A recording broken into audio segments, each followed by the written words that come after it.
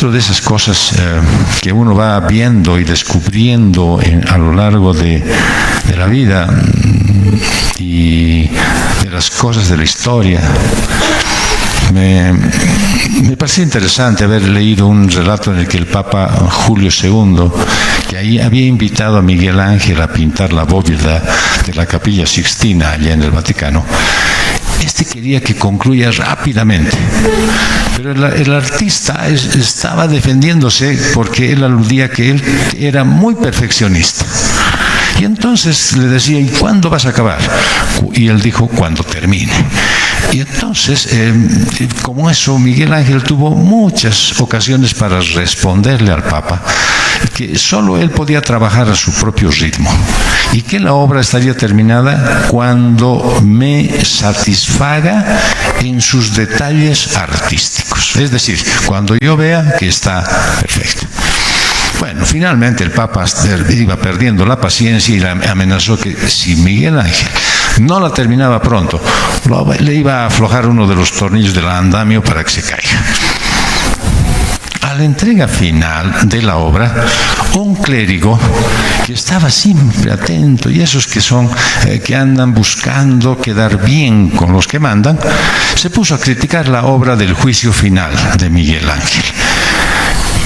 Pero si ustedes son un poquito acuciosos, van a ver que este clérigo quedó plasmado en la pintura del juicio final, con orejas de burro. Las obras humanas de arte son con imperfecciones, aunque a primera vista parezcan que están muy bien. En cambio, la obra de Dios es perfecta por donde se la vea. Y sus hijos somos su mayor obra. Estamos en proceso de conclusión, pero puedes estar seguro que la va a terminar a tiempo. Jesucristo, mi Salvador, me dio vida. Punto número 1. Efesios capítulo 2, versos 4 y 5. Pero Dios, que es rico en misericordia por causa del gran amor con que nos amó, aun cuando estábamos muertos en nuestros delitos, nos dio vida juntamente con Cristo. Por gracia ustedes han sido salvados. Bueno, no creo que nadie tenga idea de cómo sería la vida si Dios de pronto dejara ese proceso de redención entre nosotros, es decir, dejara de salvar a los seres humanos. No tenemos ni idea de cómo sería eso, pero si Dios dejara de salvar a los pecadores, yo estoy convencido de que en pocas horas habría suicidios en masas sobre toda la tierra. Porque cada destello de su gloria sería quitado de esta vida. Cada porción de júbilo, cada espacio de contentamiento, esos momentos de deleite en familia y los cursos de evangelismo, todo eso desaparecería. No habría sentido. Porque se habría perdido la esperanza. ¿Qué razón tienes estar en este mundo si sabes que estás yendo a la condenación? Todas esas bendiciones que se perderían vienen de la mano de Dios. ¿Para qué? Para que las personas que son salvadas puedan ocuparse en ellas. Si la salvación de pronto dejara de ser posible, la vida se volvería increíblemente apagada y deprimente. Yo sé que hay muchos que están orando por sus familias, rogando que el Señor toque sus corazones, tal vez de nuevo, tal vez por primera vez. Pero si de pronto tú supieras que esas oraciones nunca más serán escuchadas, no solamente dejarías de orar, sino entrarías en un proceso de depresión, porque sabrías que esas personas que están a tu lado irremediablemente se irían al infierno sin ninguna otra posibilidad. En el libro de Deuteronomio, el capítulo 31, verso 17, dice: entonces mi ira se encenderá contra él en aquel día, los abandonaré y esconderé mi rostro de ellos, será consumido y muchos males y tribulaciones vendrán sobre él, por lo que dirá en aquel día: no será porque mi Dios no está en medio de mí que me han alcanzado estos males. Esa es la condición de alguien que ha perdido la esperanza, que sabe que no tiene nada más que simplemente pasar los días en esta eternidad para esperar la ira de Dios. Hay momentos en nuestra vida que Dios retira su bendición temporalmente, por un rato, retira su bondad. E invariablemente la vida se vuelve imposible de vivir. Se torna turbia, gris, solitaria, miserable. ¿Por qué es así? El apóstol Pablo dice que es el resultado de la condición en la cual hemos nacido. Y lo único que puede aliviarla es la misericordia y la gracia de Dios. Es la bondad de Dios derramada sobre el justo y el injusto para alcanzarnos y atraernos hacia Él. Y podemos recordar cómo es el Señor. Y dice el Salmo 103, compasivo y clemente es el Señor, lento para la ira y grande en misericordia. No luchará con nosotros para siempre, ni para siempre guardará su enojo. No nos ha tratado según nuestros pecados, ni nos ha pagado conforme a nuestras iniquidades.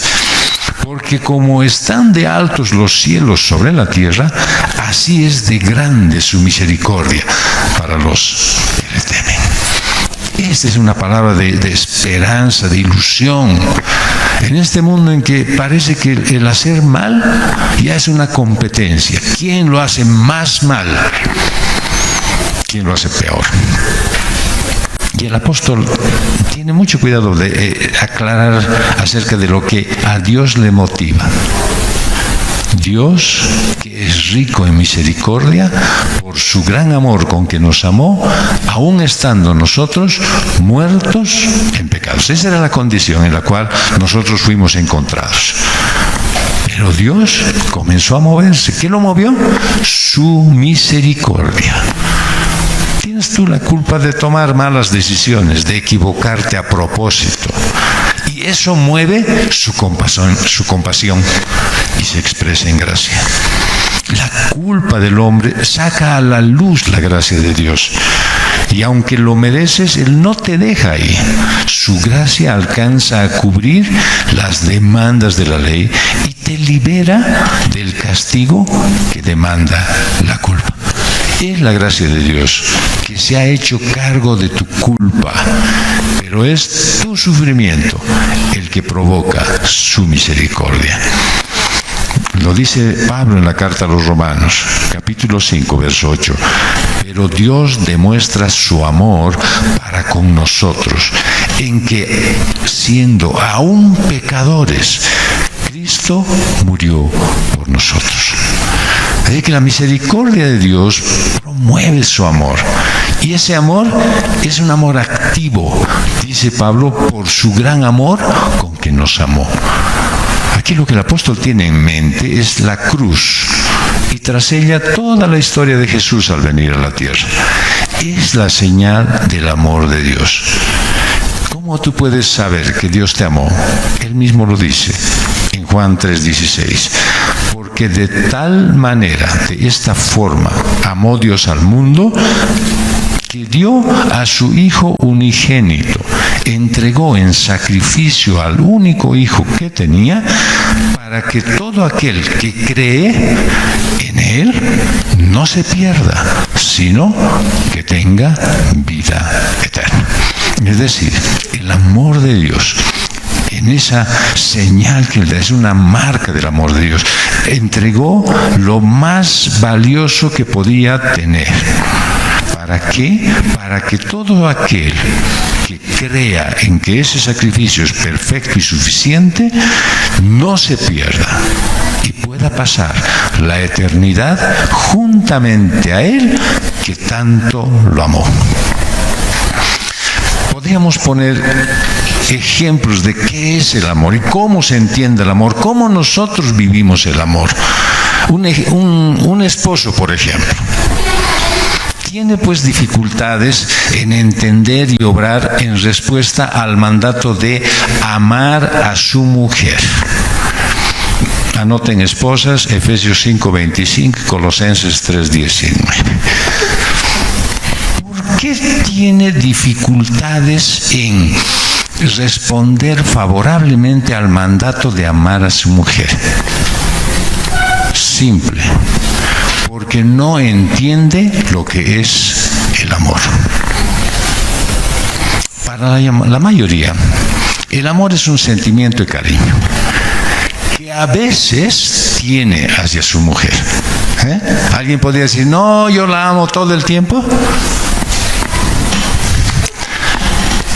Es más, esas muestras de cariño son bastante intensas al comenzar el matrimonio. Porque todos aquellos que han estado pasando el discipulado matrimonial se han ido dando cuenta de que Dios pone una condición real, pero nosotros no podemos alcanzar ni siquiera la cuarta parte. ¿Por qué? Pero si estaban tan enamorados, se casaron, pero que estaban comiendo de un arroz los dos.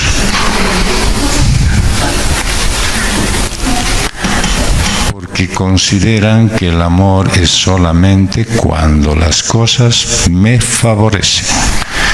Ahora, si el amor es solo un sentimiento, ese picor de corazón, esas mariposas en el estómago, es una actitud insegura que no siempre está presente, entonces es imposible obedecer a la exhortación de amar a su mujer.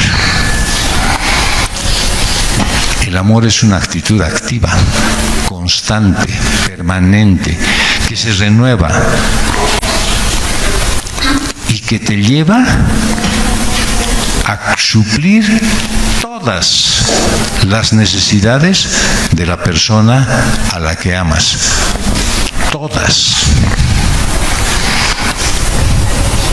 ¿Qué dice Romanos en el capítulo 12, verso 20? Pero si tu enemigo tiene hambre, dale de comer. Y si tiene sed, dale de beber. ¿A quién? A tu enemigo. Alguien que esté contigo, alguien a quien amas, no es pues tu enemigo, ¿sí? Es por lo menos alguien por quien sientes algo de afecto. ¿Cómo tú no vas a proveerle? Si dice tiene hambre, no solamente está tratándose de una necesidad fisiológica, está hablando de una necesidad en todos los aspectos. Hambre y sed es necesidad de ser cubierto en todas sus áreas, emocional, espiritual, físicamente. Si tú ves que tiene necesidad en determinada área, que tiene necesidad de cariño, de un abrazo, de atención, de simplemente un buen trato, ¿qué dice la palabra de Dios? Dale. No lo condiciones. No digas, ya, pero vamos a ir anotando. Yo uno, ella otro. Ella una, yo otro. No hay eso. Dale. Todo el tiempo. En todo momento. En todas las oportunidades. Y pone una característica. ¿Qué pasa con el enemigo? Con un enemigo. No dice con alguien con quien amas. Porque haciendo esto, carbones encendidos amontonarán sobre su cabeza. Esa es la parte que a algunos les agrada. Dice, sí, le voy a hacer esto a mi esposo, pero voy a amontonar carbones encendidos sobre su cabeza. No es que vas a hacer una parrillada ahí, ¿cierto? Lo único que está diciendo esto, cuando tú demuestras que eres capaz de manifestar amor a alguien que no te da, que no te corresponde y que tú quisieras quitárselo de cuajo, lo que va a suceder con él es que se va a avergonzar. Eso significa las ascuas de carbones encendidos sobre su cabeza. Se va a avergonzar. Y en algún momento dirá, caramba, yo que soy tan duro, tan áspero, tan frío, tan inconmovible, siento el amor de esta persona dándome. Todo el tiempo, sin cansancio. Así que amas a alguien cuando correspondes a sus necesidades. Ese es el significado del amor. Así que cuando el marido cubre las necesidades de su mujer, demuestra que la ama. Y es ahí cuando una esposa comienza a respetar a su marido. Pero ¿cómo es eso? Dice, ¿por qué no la ama? ¿Por qué no la ama? Bueno, otro día vamos a discutir ese tema, o si no le voy a pedir al hermano Tito que... ¿Sí? Pero la Biblia dice, y el marido ame a su mujer, y la mujer respete a su marido. Cuando hay amor de parte del esposo, se magnifica el respeto de parte de la esposa. Dios vino aquí, te amó y fue conmovido por tu dolor. Él sabía de tu necesidad de ser amado y de tu poca y casi ninguna capacidad de amar.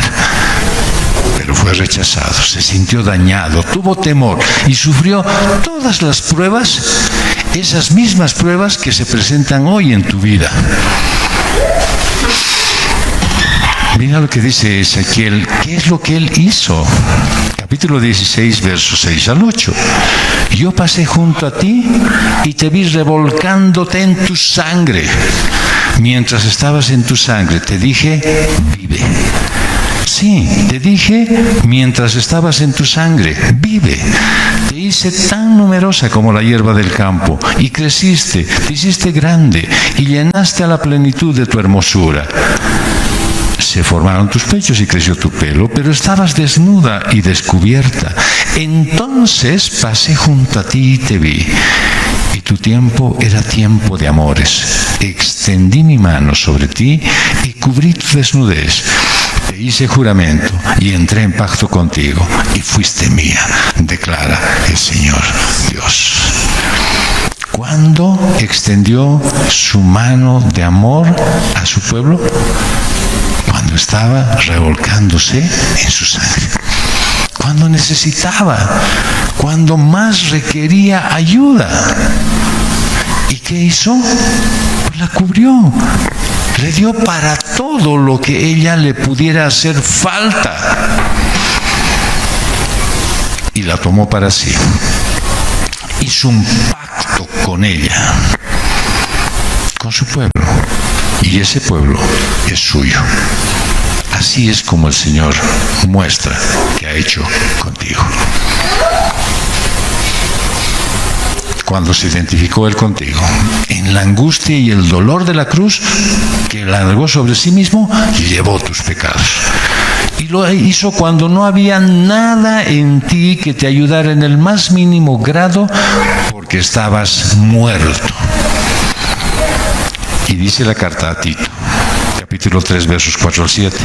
Pero cuando se manifestó la bondad de Dios nuestro Salvador y su amor hacia la humanidad, Él nos salvó, no por las obras de justicia que nosotros hubiéramos hecho, sino conforme a su misericordia, por medio del lavamiento de la regeneración y la renovación por el Espíritu Santo, que Él derramó sobre nosotros abundantemente por medio de Jesucristo nuestro Salvador, para que justificados por su gracia fuéramos hechos herederos según la esperanza de la vida eterna. Él hizo todo cuando tú no estabas haciendo ningún tipo de merecimiento. Estabas muerto, desesperado, y Dios se puso en acción, rompió las cadenas del pecado y te liberó. Juan 6:4 dice, porque esta es la voluntad de mi Padre, que todo aquel que ve al Hijo y cree en Él tenga vida eterna, y yo mismo lo resucitaré en el día final. Así es que esta salvación, esta condición está a tu disposición cuando creas en Jesucristo. Pero si no entiendes, nunca recibirás las riquezas que son tuyas en Jesucristo. Siempre estarás arrastrándote, intentando vivir una buena vida cristiana, luchando y descubriendo que todos esos esfuerzos son inútiles. Observando de repente cómo otros entran en libertad y júbilo y con un carácter sincero, mientras tú nunca logras estar en paz con Dios. Debes entender entonces lo que ha pasado. Primero, que Dios dice, nos dio vida juntamente con Cristo. Y recordar que por gracia eres salvo. Es la gracia de Dios, no tu merecimiento, no es la gracia del hombre. Lo dice en la segunda carta a Timoteo, en el capítulo 1, versos 9 al 10. Él nos ha salvado y nos ha llamado con un llamamiento santo, no según nuestras obras, sino según su propósito y según la gracia que nos fue dada en Cristo Jesús desde la eternidad y que ahora ha sido manifestada por la aparición de nuestro Salvador, Cristo Jesús, quien puso fin a la muerte y sacó a la luz la vida y la inmortalidad por medio del Evangelio. Así es que tú no puedes hacer nada para añadir a la obra de redimir las vidas humanas muertas en sus delitos y pecados. Pero Dios es bueno. Y el Señor Jesucristo, mi Salvador, punto número 2, me resucitó. Efesios 2, del 6 al 7. Y con Él nos resucitó. Y con Él nos sentó en los lugares celestiales en Cristo Jesús, a fin de poder mostrar en los siglos venideros las sobreabundantes riquezas de su gracia por su bondad para con nosotros en Cristo Jesús. Así que el poder de la resurrección hace cosas maravillosas. Te resucita con Cristo, te sienta con Él y te muestra que te ama. Es tu relación con Cristo, esa parte de tu verdadera identidad que te ha hecho vivir y resucitar con Él, que te ha sentado con Él en los lugares celestiales. Bien, ahora uno diría, ¿y qué es eso? O sea, ¿cómo eso yo lo entiendo? Y las Escrituras dicen que ha hecho algo por ti, algo que no lo haría jamás por nadie de la creación. Para que te sientas único, para que te sientas exclusivo y para que te sientas especial. Hebreos 1:13. Pero ¿a cuál de los ángeles jamás ha dicho Dios, siéntate a mi diestra hasta que ponga a tus enemigos por estrado a tus pies? ¿A quién? ¿A quién dice? A nadie. Eso lo ha hecho contigo. Eso Él ha decidido que sea para ti como parte esencial de tu relación con Él. Y después de sacrificarse por la humanidad caída, se fue a sentar esperando el desarrollo. ¿Y qué dice? En Hebreos 10. Pero Cristo, habiendo ofrecido un solo sacrificio por los pecados para siempre, se sentó a la diestra de Dios, esperando de ahí en adelante hasta que sus enemigos sean puestos por estrado de sus pies. Ahora, hay una palabra ahí que ustedes la han escuchado decir varias veces en estos pasajes y yo mismo la he expresado: sentarse. ¿Qué significa eso? Representa el final del trabajo y del esfuerzo. Es una bella imagen de lo que las Escrituras llaman descanso.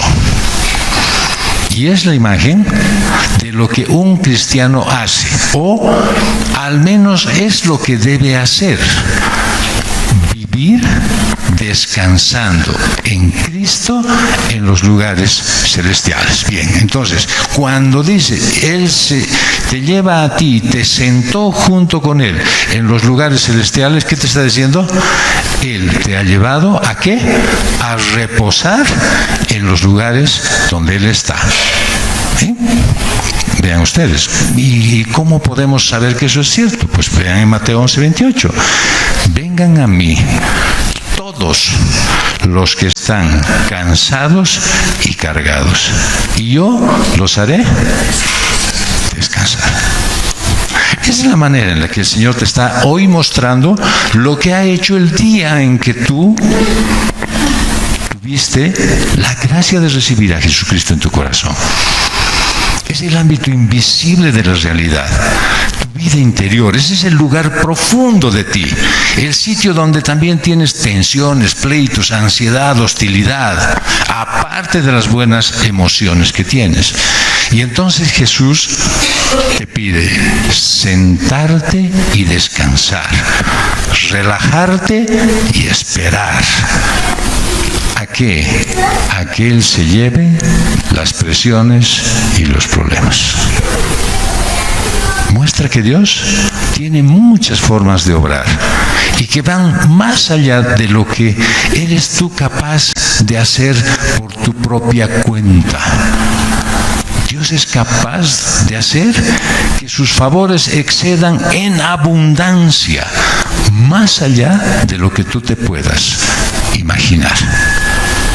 Así que de nada vale ponerte a pensar en lo que Él va a hacer, cómo lo va a hacer, cuándo lo hará, porque no puedes conocer la mente del Señor. Eso lo anunció a través del profeta Isaías. ¿Se acuerdan ustedes? En el capítulo 55, versos 8 al 9. Porque mis pensamientos no son los pensamientos de ustedes, ni sus caminos son mis caminos, declara el Señor. Porque como los cielos son más altos que la tierra, así mis caminos son más altos que sus caminos, y mis pensamientos más que sus pensamientos. Así que nosotros más bien deberíamos estar exclamando como Pablo: oh profundidad de las riquezas y de la sabiduría y del conocimiento de Dios. Cuán insondables son tus juicios e inescrutables sus caminos. ¿En lugar de qué? En lugar de estar queriendo agarrar un GPS y decir, a ver, voy a ver por dónde va a ir Dios. Y entonces cuando tú dices, esto es algo que yo no comprendo, algo que no entiendo y dejo en sus manos, entonces vas a ver lo que Dios hace con tu vida. ¿Sabes qué va a hacer con tu vida? La va a volver una aventura. Porque nunca vas a saber cómo va a terminar esta situación. Nunca. No vas a poder adivinar, ya sé yo, es porque no. Él siempre tiene una novedad para darte. Dios creativo. Obra en situaciones comunes, abre de par en par y pone en tus manos algo que te deja pasmado. No podrías tú ni siquiera en el mejor de tus sueños imaginarte lo que Él puede hacer. En Dios esto significa sentarse, esperar que Él haga todo, descansar, no estar ansioso y luchando, esforzado y agobiado. Hay un factor más que está involucrado en el descanso. Él dice, cuando se sentó a la derecha del Padre, el Señor estaba esperando algo, que sus enemigos sean puestos por estrado de sus pies. Así que espera que el Padre obre en los principios de la cruz y la resurrección. ¿Quiénes son tus enemigos? No empieces a ver tus contactos de teléfono. Ellos no son tus enemigos. Tus enemigos son el pecado, la muerte, la mala actitud, las cosas que te arrastran todavía a depender del mundo. Tú tienes todavía muchas cosas con las cuales estás peleando, por eso son enemigos. Todavía tú peleas con cosas que tienes dentro tuyo. Tú mismo, en muchas circunstancias, eres tu propio enemigo. Y esto saber que Él no va a parar sino hasta poner a todos tus enemigos por estrado, es decir, como por alfombra de tus pies, eso trae armonía, paz para toda la creación. Porque cada fuerza opuesta a la autoridad de Jesucristo pues va a ser vencida, subyugada. Cada rodilla se va a inclinar y va a confesar que Jesús es el Señor, para la gloria de Dios Padre. Hay una verdad sin margen de duda. Sentarse entonces implica esperar un resultado seguro, pero debes aguardar, dice, con paciencia. Romanos 5, versos 3 al 5.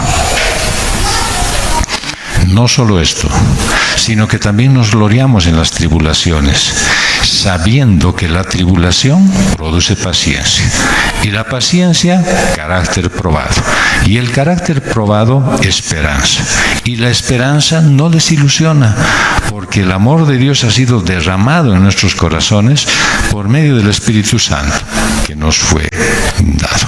Así es que, cuando tú te sientas, creo que uno de los mejores ejemplos que puedes tener, y lo digo ahora recordando lo que nos ha pasado esta semana con Marlene, durante 3 mañanas íntegras estando en el Hospital Obrero, que dice: ahorita le atienden, tome asiento, y tienes que ser paciente, ¿sí? Porque si te empiezas a inquietar, ya pues, ¿a qué hora atienden? Por más que quieras y muevas todo, influencias y todo, nada. Tiene que ser con paciencia. Por eso la gente que asiste allí son pacientes, son pacientes, ¿ya? Cuando tú te sientas a esperar que está obrando el Señor, pues no le exijas y le demandes, porque lo único que haces es sufrir. Lo único que haces es sentirte incómoda en la situación en la que estás. Y no te olvides, estás sentada en los lugares celestiales. O sea, en el lado más óptimo que puedes encontrar en toda tu vida. Pero aquí es verdaderamente donde sufres, pues.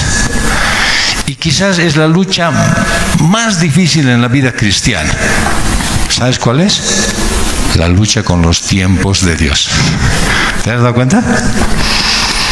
¿Te impacientes con Dios como yo? Bueno, porque yo creo que hay formas en las que Él debería estar obrando. Yo quiero decirle, así es como tienes que hacer. Yo creo que todo funcionaría si Él diera los pasos que yo propongo. ¿Y sabes cuál es la respuesta de Dios? Me ignora. Y sigue sin hacer nada. Y entonces yo quiero gritar y ya pues, haz algo. Pero Dios sigue inmutable. Y antes de que me dé cuenta, lo que estaba esperando, y más de lo que estaba esperando, ya ha pasado. Eso quiere decir, ¿no es cierto?, que mi impaciencia, mi obcecación por querer hacer el control que yo tengo sobre las circunstancias, no me deja ver lo que Dios está haciendo.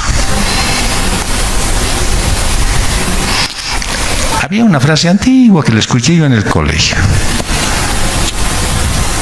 Y creo que era: si lloras porque el sol se ocultó, tus lágrimas no te dejarán ver la belleza de la noche. Digamos que era por ahí. Pero tú mismo provocas cosas que no te dejan ver lo que Dios está haciendo en tu vida. A veces ni siquiera sé cómo ha pasado todo. Es más, creo que hay cosas que yo todavía sigo esperando, pero Dios ya las ha hecho. Ya las ha hecho. Y Y yo, en mi tosudez, sigo queriendo que sea como yo quiero. Y sin embargo, Él ya lo ha hecho según su voluntad. Y su voluntad es perfecta. Pablo decía, vean ustedes en Colosenses 1, del 11 al 12, rogamos que ustedes sean fortalecidos con todo poder según la potencia de su gloria, para obtener toda perseverancia y paciencia. ¿Cómo? Con gozo, dando gracias al Padre que nos ha capacitado para compartir la herencia de los santos en la luz. ¿Cómo quiere que esperes lo que Él está haciendo o lo que de repente ya te ha dado en una parte? Que esperes con gozo, con perseverancia y con paciencia. Pero claro, como tú quieres que el resultado sea verde y Él te ha dado un naranja brillante, tú nunca verás lo magnífico del resultado que ha hecho en tu vida. Este es el punto. Cuando tú te sientas como que quisiera que todo fuera como en el microondas.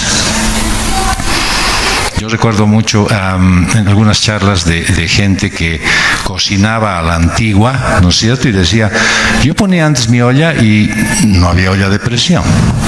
Y entonces tenía que cocer como 5, 6 horas. Nosotros ahora 5, 6 minutos y es mucho, mucho. Todo queremos que sea rápido, inmediato, al instante.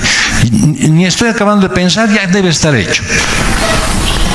Y el Señor te dice que su obra es como la de un granjero, ¿no? Que sale a plantar una semilla. ¿Qué hace? Entierra la semilla después de haber abierto el surco. ¿Y qué hace? Se arrodilla y se queda mirando hasta que salga la planta. No, se va a su casa y descansa, se relaja y deja que crezca, porque esa es la naturaleza de la semilla. El granjero sabe que la semilla debe pasar por un proceso que lleva tiempo. Ninguna semilla tiras al suelo y brota enseguida. Crece lenta y constantemente hasta que la planta esté erguida. Y Dios anuncia, esa es mi forma de obrar. Ay, qué chinchis, ¿no? Solo te quiero pulir en el carácter. Quiero que confíes en mí, te podría estar diciendo el Señor. Y tienes que entender que es un resultado seguro. Él ha puesto y va a salir. Y entonces puedes descansar. ¿Descansar cómo? Pues sabiendo que Él está cumpliendo sus propósitos. Ese es el cristianismo verdadero. Estar sentado con Cristo en los lugares celestiales. Y entonces puedes escuchar la voz del Señor en Lucas 12:37. Dichosos aquellos siervos a quienes el Señor al venir halle velando. ¿Cómo dice? Correteando, ¿no? Afanados, turbados, martos y martas. No. Dichosos aquellos siervos a quienes el Señor al venir halle velando. En verdad les digo que se ceñirá para servir y los sentará a la mesa y acercándose les servirá. ¿Puedes dejar tu ansiedad? ¿Puedes dejar esa tu manera de poder, de estar correteando, de querer hacer que las cosas salgan como tú quieres, para que Él te encuentre velando? Cualquier esfuerzo por tratar de ser religioso, cristiano, no es parte de una relación de vivir en Cristo. No hay nada que puedas añadir. Es algo real y completo. Pero tal vez no es tu experiencia todavía. Y esto por causa de dos factores. Primero, por tu ignorancia. Quizás no has experimentado esto porque no estás convencido de cómo Dios lo hace. Ignoras la forma en la que Dios obra en tu vida. Y al ignorar cómo es que Dios hace, pones tus condiciones. Y eso te lleva a una situación difícil. Vean ustedes cómo en Marcos 8, 16 al 17 se desarrolla algo que pone en evidencia algo que pasa contigo también. Y ellos discutían entre sí que no tenían panes. Esto fue cuando el Señor les dice, cuídense de la levadura de los fariseos. Y ellos dicen, no tenemos pan. Ya no había más raquete en aquel tiempo, ¿no es cierto? Y se da cuenta Jesús y les dice, ¿por qué discuten que no tienen panes? ¿Por qué están discutiendo algo que no tiene nada que ver? ¿Por qué siguen queriendo hacer las cosas a su modo, a su antojo, de la forma en la que ustedes han aprendido? ¿Por qué quieren inclinar mi mano a hacer lo que ustedes dicen? ¿Aún no comprenden ni entienden? Y entonces viene algo que me encanta como el Señor Jesús es. Usted dice la verdad. Tienen el corazón endurecido. ¿Aún todavía siguen queriendo hacer como a ustedes les parece? ¿Con ese su corazón de piedra? ¿Está bien lo que están haciendo? Muchos no lo entienden. Y entonces enfrentan sus problemas corriendo de aquí para allá y culpando a todos, a las circunstancias, y al final terminan culpándole a Dios. Y segundo, ¿por qué no es todavía tu experiencia y tú no lo estás viviendo eso? Porque quizás, y espero que no sea efectivamente esta tu experiencia, quizás estás amando más los placeres de la carne que los del espíritu. Porque los que hacen eso aman el placer torcido y perverso del obrar de la carne, el esfuerzo propio, la autogratificación, la vida indulgente, el que yo sea el centro del universo. Pero hay una gran esperanza, que cuando pecas, todavía puedes recordar que no has perdido tu relación con Cristo. Y otra vez puedes volver a ella. Recuerdo que estábamos bajando del Hospital Obrero y esas cosas que solamente son producto del Señor. Debíamos esperar un ride taxi que nos lleva y nos trae porque conoce la casa y todas esas cosas. Y sin embargo, yo le digo a Marlene, allá hay un taxi. Y ella es enemiga de tomar el taxi. ¿Por qué? Porque siempre cobran de más, porque bajan hasta la zona sur y después tienen que subir vacíos. Eso dicen ellas. Y digo, allá hay uno. No, vamos nomás. Y estábamos llegando y empezó, ting, ting, 2 gotas empezaron a caer, va a llover más encima, adentro. Y entramos, pero no era por la lluvia que estábamos entrando. Empezamos a bajar y de la nada, así de esas charlas de peluquero, ¿no es cierto?, que empezamos a hablar con el chofer. Y él dice, sí, yo era cristiano. ¡Ting! Mi oreja se ha parado. Y la de ella también. Y lo ha empezado a evangelizar la Marlene y le ha dado con todo. Y dice, yo estaba estudiando para pastor. Y le digo, ¿se estudia para pastor? Y le digo, ¿tú crees que el Señor va a dejar esa obra incompleta? ¿Tú crees que va a dejarte a ti en paz? Y hemos bajado hablando de su vida y su relación con Dios.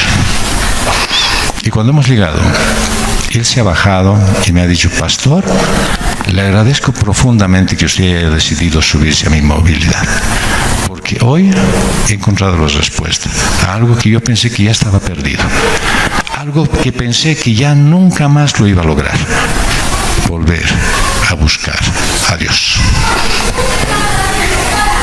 Probablemente nos haya cobrado más, no importa, es una vida que está regresando al Señor. Así es que cuando alguien reconoce la maldad de la carne a la que se han sometido y se arrepienten, pueden volver otra vez a su relación con Cristo. Y entonces sí es cuando se descubre que esta relación se vuelve pues visible, real, por fe. ¿Por qué? Porque están obrando en base a las promesas de Dios. Y pueden entender que son ciertas. Eso es vivir por fe. Tú estás llamado a reconocer esta verdad. Cuando la carne en ti está gritando, está clamando venganza, o cuando tu corazón está desmayándose por desánimo y desesperación, cuando estás listo, cuando estás lista para darte por vencido a la tentación, a ser lujurioso, amargo, sarcástico, y eso estás sintiendo que te acosa en oleadas. Cuando anhelas tener una relación con Dios, solo a veces, domingos nomás, y tienes que estarla renovando una y otra vez. Mira cómo dice Jeremías, capítulo 50, verso 6. Mi pueblo ha venido a ser como ovejas perdidas. Sus pastores las han descarriado, haciéndolas vagar por los montes. Han andado de monte en collado y han olvidado su lugar de descanso. Así es que es como cuando has llegado al fondo del pozo, como una oveja perdida. Y en ese momento tú puedes estar en calma y en paz en los lugares celestiales, cuando recuerdas que es ahí donde el Señor te ha llevado. Es una batalla, pero es posible ganarla. Cada vez deberías recordar. Y no sé si tú lo haces de este modo, pero puedes decir: estoy vivo en Cristo, ya no soy el mismo, ya no soy el que era. Quizás no sea lo que debo ser, pero ya no soy lo que era. Estoy vivo en Cristo, he sido resucitado con Él, tengo un nuevo poder disponible. ¿Cuál es? El poder de su vida en mí. Estoy juntamente con Él, sentado en los lugares celestiales. Puedo descansar, puedo decir y hacer lo correcto. Puedo esperar que el Señor lleve a cabo los resultados. No tengo que esforzarme, no necesito afanarme. Puedo dejar la solución de mis problemas en sus manos y esperar un resultado definitivo y cierto. ¿Alguien dice amén? El Salmo 34, versos 8 al 9 dice: prueben y vean. Prueben y vean que el Señor es bueno. Cuán bienaventurado es el hombre, la mujer, que en Él se refugia. Teman al Señor ustedes, sus santos, pues nada les falta a aquellos que le temen. ¿Esto es verdad en ti? Para mí sí. Por eso digo amén. Cuando haces esto, pues has aprendido a dejar que Dios sea Dios en ti. Aceptas que esa es la forma en la que Dios está obrando. Es cuando dejas de ver a Dios como si fuera limitado, igual que tú. Es esa definitivamente tu identidad de ahora en adelante. Soy hijo, soy hija de Dios. Entonces comienza cada día sobre esta base. Cada día toma esta definición y enfrenta cada situación sobre la base de la fe. Como dice el pasaje de Gálatas 2:20, con Cristo he sido crucificado y ya no soy yo el que vive, sino que Cristo vive en mí. Y la vida que ahora vivo en la carne, la vivo por la fe en el Hijo de Dios, el cual me amó y se entregó a sí mismo por mí. ya no vivo yo mi propia vida. Aprende a descansar en Cristo. Afloja tus tensiones. Vive de acuerdo a sus mandatos. ¿Cómo? Sentado en los lugares celestiales. Jesucristo es mi Salvador. Punto número 3. Él me salvó. Efesios 2, del 8 al 10. Porque por gracia ustedes han sido salvados por medio de la fe, y esto no procede de ustedes, sino que es don de Dios, no por obras para que nadie se gloríe. Porque somos hechura suya, creados en Cristo Jesús para hacer buenas obras, las cuales Dios preparó de antemano para que anduviéramos en ellas. Por lo tanto, ¿qué dice aquí? La salvación es por gracia, no por obras, y se obtiene mediante la fe en la persona y la obra del Señor Jesús en la cruz. Y en lo que respecta a la salvación, tu propia justicia, tus buenas obras, dice el Señor que son como trapos sucios para Él. Y muchos cristianos, y más todavía los no cristianos, no comprenden que las buenas obras no salvan, porque no pueden salvar.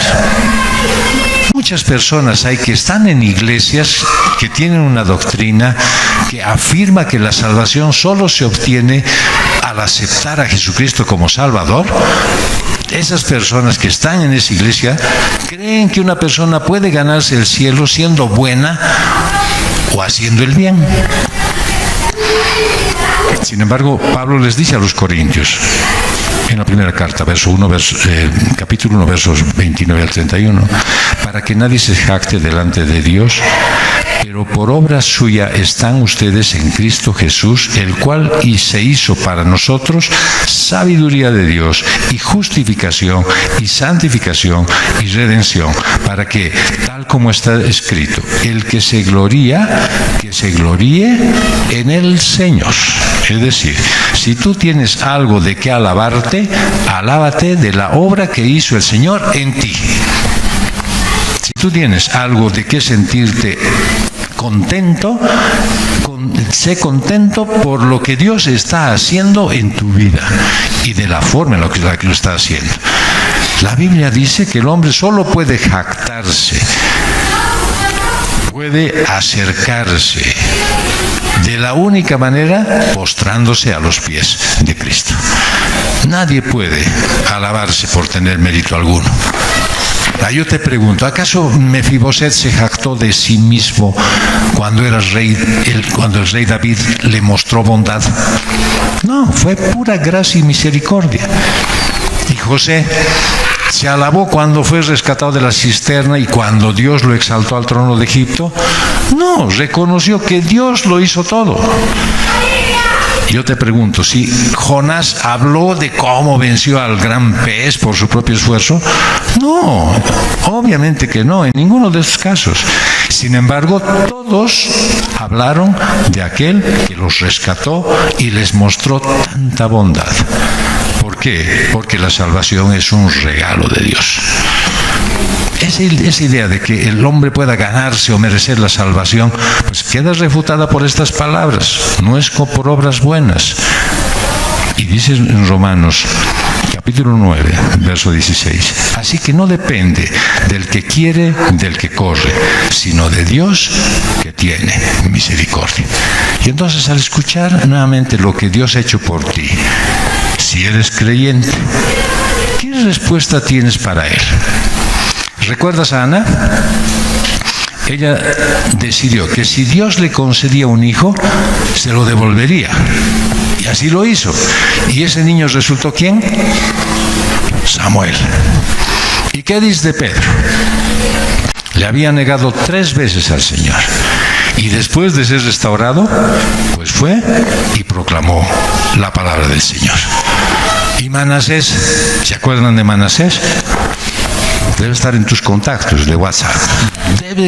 Después de ser liberado de su prisión, regresó a Jerusalén y gobernó con justicia lo mejor que pudo. Eliminó ídolos, dioses, reconstruyó el altar para que se ofrezcan ofrendas de paz y que haya gratitud al Dios verdadero. ¿Y tú? Yo te pregunto. La Biblia dice que eres hechura suya,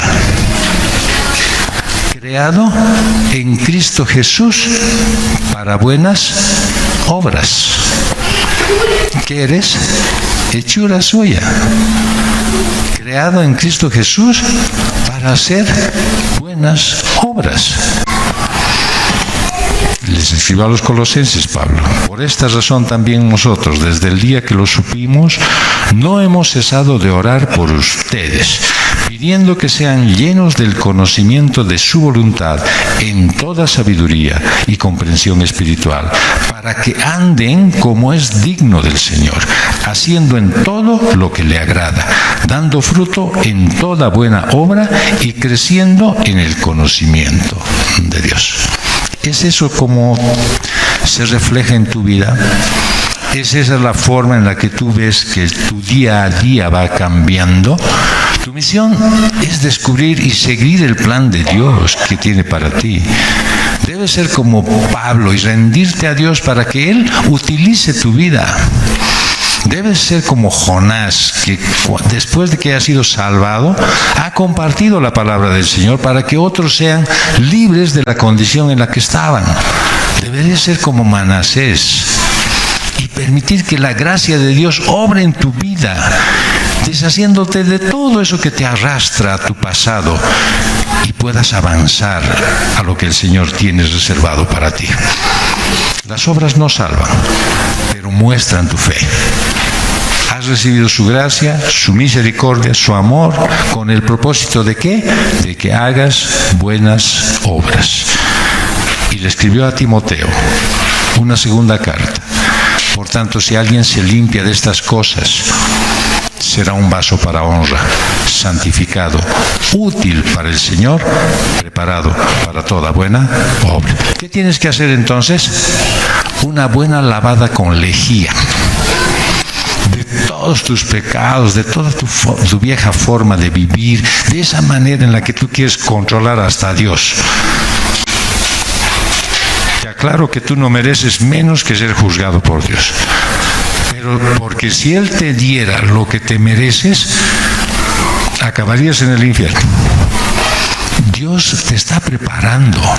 Él está trabajando en ti para que seas una gran exhibición de su sabiduría, de su poder, de su amor, de su vida, de su carácter, de su paz, de su gozo. Él te está enseñando, te está capacitando, te está alentando, está aplicando pintura apropiadamente como un pintor de un cuadro.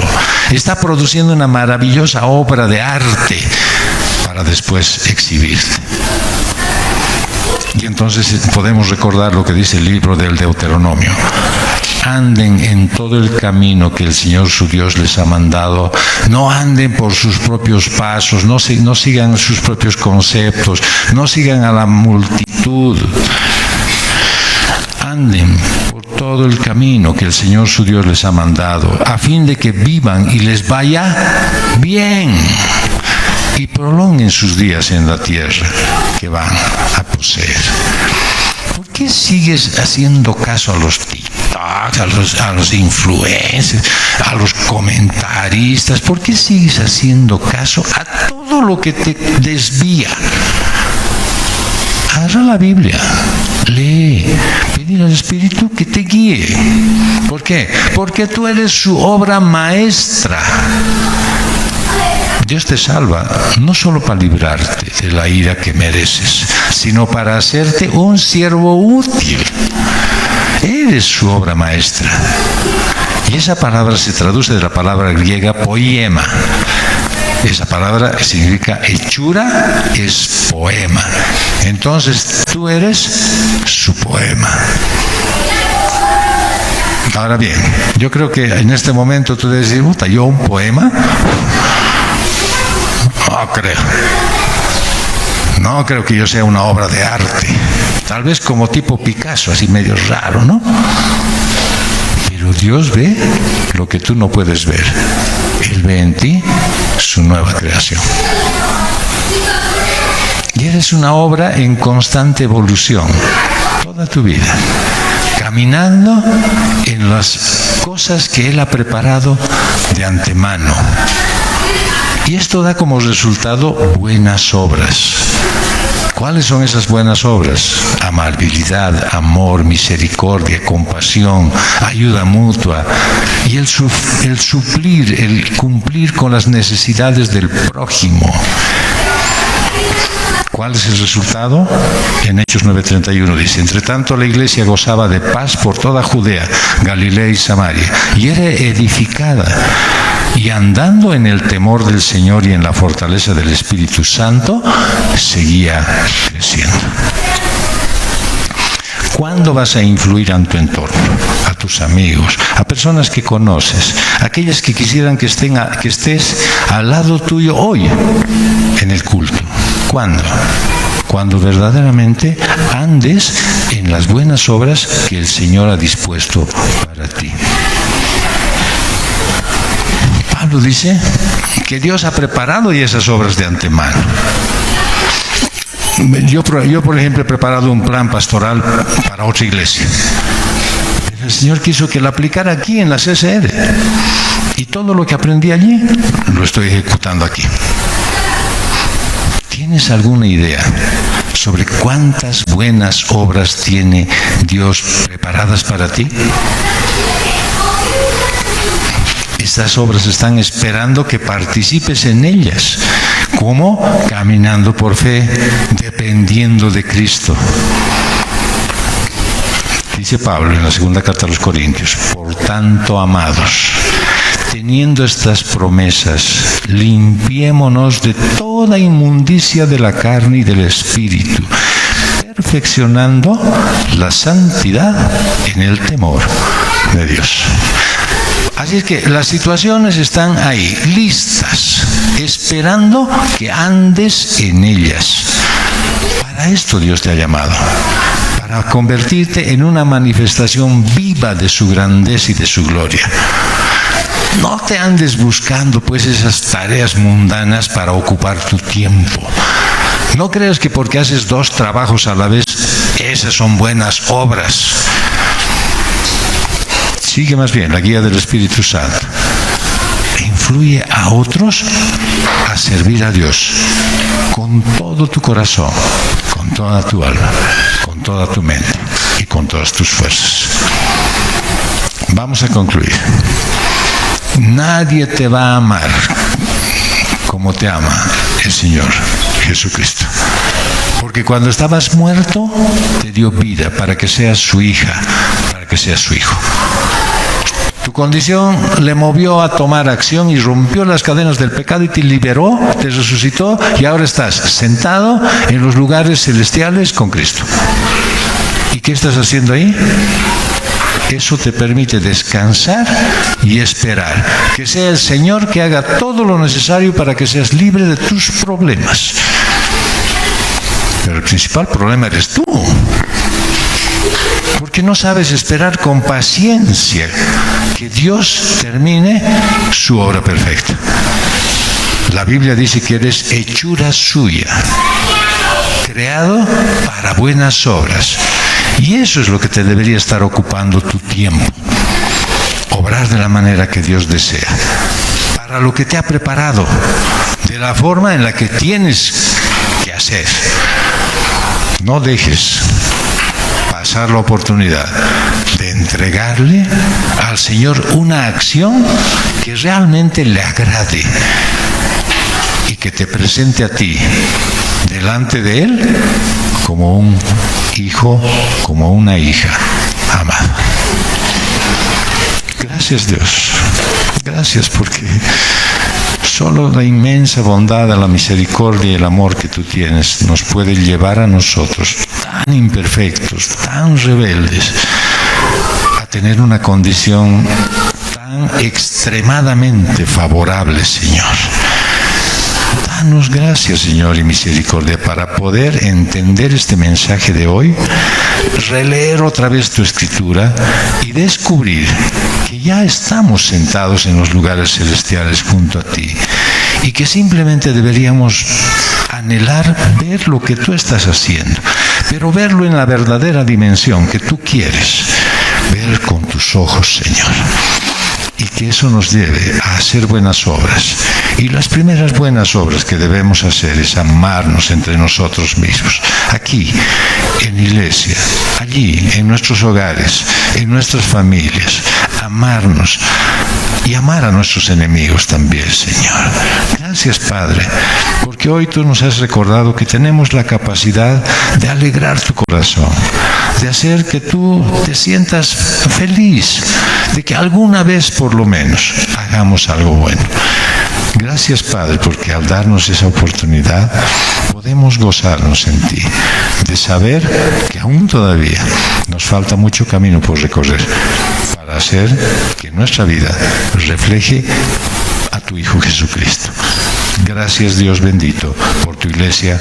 Gracias por habernos permitido escuchar tu palabra y por darnos el ánimo para hoy continuar esta semana que empieza. En el nombre de Jesús. Amén.